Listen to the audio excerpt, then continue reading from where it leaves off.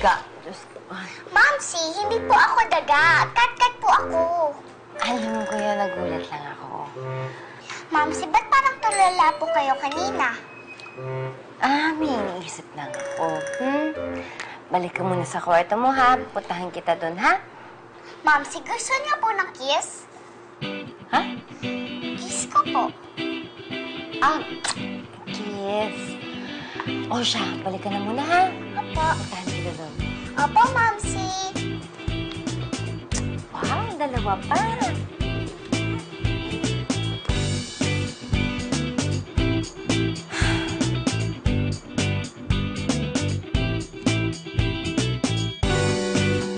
Juan, what time ka darating?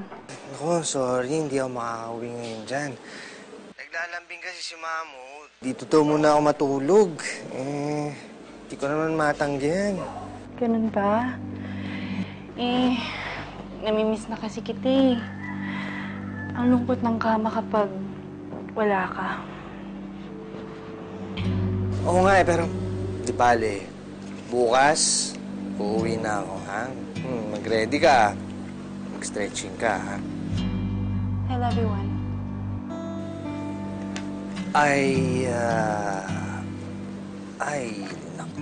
Naku, si Mamu, tinatawag ako. Sandali, Mamu, opo, sandali lang, papunta na dyan. Sorry, ha. Sige, tatawagan na lang kita ulit, ha? Okay, good night. Bye-bye.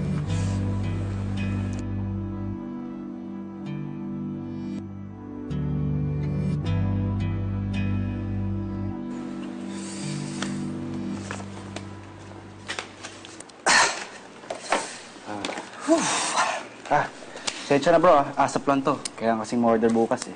Okay lang. Anytime. Basta ikaw. Basta na. Teka lang bro. Parang merong iba sa'yo ah. Don't tell me may aksyong naganap dito. Ano? Aksyon mo lang. Walang aksyon. Kiss lang. Kiss? Hinalikan mo si Happy. Maya? Bro, wala na. Napasubo kami pareho.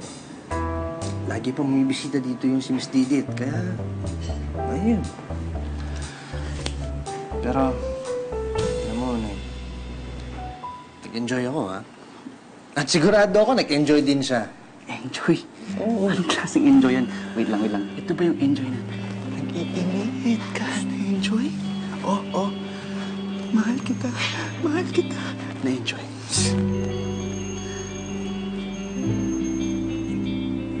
Hindi ko rin alam eh. Pero, na-miss ko siya. Na-miss ko yung lips niya. Tsaka parang may spark pa din eh. Ego. Yan yung mga sagot sa tanong mo. Ibig sabihin, gusto mo pa talaga si Happy.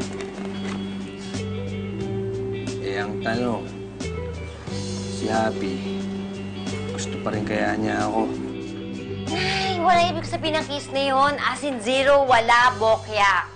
Ano ba kasi masama, anak? Nagtatanong lang naman kami. Oo nga.